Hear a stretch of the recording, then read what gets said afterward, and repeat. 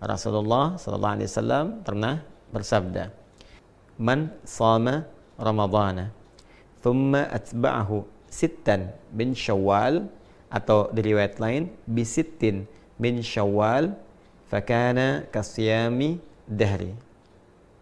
Siapapun insan beriman yang telah menyempurnakan puasa Ramadan, kemudian dia ikuti itu dengan menunaikan puasa 6 hari yang berlangsung di bulan Syawal, maka nilai puasa gabungan antara Ramadan yang sebulan itu plus 6 hari yang ditunaikan di bulan Syawal ini, digabungkan keduanya nilainya sama dengan puasa selama 1 tahun.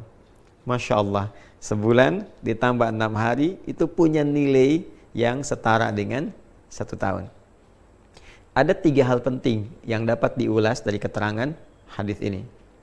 Yang pertama, Nabi Muhammad SAW memberikan apresiasi yang tinggi kepada setiap insan beriman yang telah menyempurnakan puasa Ramadan dengan memberikan satu tambahan 6 hari puasa lagi, yang dengan 6 hari ini nilai keseluruhannya menjadi puasa yang setara dengan 1 tahun penuh. Ini rumusnya bisa didapati dalam Quran surah ke-6 Al-An'am di ayat 160.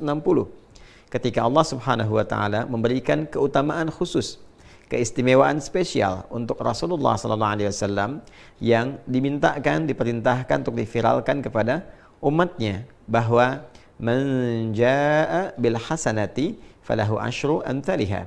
Siapapun insan beriman yang mengerjakan satu perbuatan baik bernilai ibadah, maka di sisi Allah tertuliskan nilainya 10 kebaikan. Setiap satu pekerjaan mulia, satu ibadah, nilainya sama dengan 10 di sisi Allah Subhanahu wa taala. Jadi, kalau ada yang menunaikan puasa Ramadan sempurna selama sebulan, maka dikalikan 10, singkatnya senilai dengan 10 bulan. Bila kemudian 1 bulan 30 hari dikali 10 sama dengan 300, dan 6 hari dikalikan 10 sama dengan 60, 300 tambah 60 menjadi 360 hari. Bukankah ini akumulasi jumlah kurang lebih selama 1 tahun? Maka nilai fantastis ini diberikan oleh Allah Subhanahu wa taala sebagai hadiah untuk umat Nabi Muhammad sallallahu alaihi wasallam melalui kemuliaan Rasulnya. Puasa 1 bulan Ramadan plus 6 hari Syawal nilainya sama dengan 1 tahun penuh. Yang kedua, ini yang paling penting juga untuk dipahami, bahwa teknis penunaian puasa Syawal ini diungkapkan dengan kalimat thumma atba'ahu sittan. Kemudian diikuti menggunakan diksi kata thumma, lalu menggunakan kata atba'a. Ini memberikan kesan kepada kita bentuk umum dengan 2 pemaknaan. Bisa berurutan, bisa juga berselang. Karena kata thumma itu memberikan kesan jeda yang bisa berurutan secara langsung atau diselingi oleh satu kondisi, kegiatan atau peristiwa yang lain, tapi tetap diikutkan dalam frame yang sama. Artinya, penunaian ibadah siam sunnah di bulan Syawal ini selama 6 hari itu bisa dilakukan dengan 2 cara. Bisa berurutan, berangkai bersamaan, hari kedua, ketiga, keempat, kelima, keenam, ketujuh di bulan Syawal. Jadi sejak dimulai dari hari kedua boleh puasa. Kalau ingin langsung berurutan, ketiga, keempat, kelima, keenam, dan hari ketujuh, 6 hari. Jadi selesai kalau dikerjakan berurutan di hari yang ketujuh di bulan Syawal. Karena hari pertama haram hukumnya berpuasa. Namun jika ada kondisi yang menjadikan tidak memungkinkan dilakukan secara berurutan, maka boleh.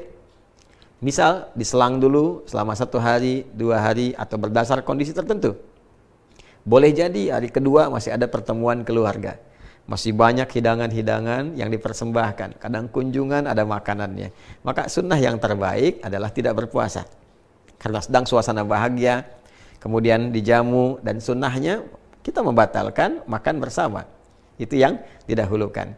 Nanti ada jeda-jeda berikutnya yang boleh jadi kegiatannya lebih longgar, lapang, tidak ada jamuan-jamuan tertentu, maka bisa dilakukan, boleh, silahkan. Hari pertama misalnya kita tidak berpuasa, Hari kedua kita mulai berpuasa, hari ketiga jeda misalnya, keempat jeda, kelima berpuasa.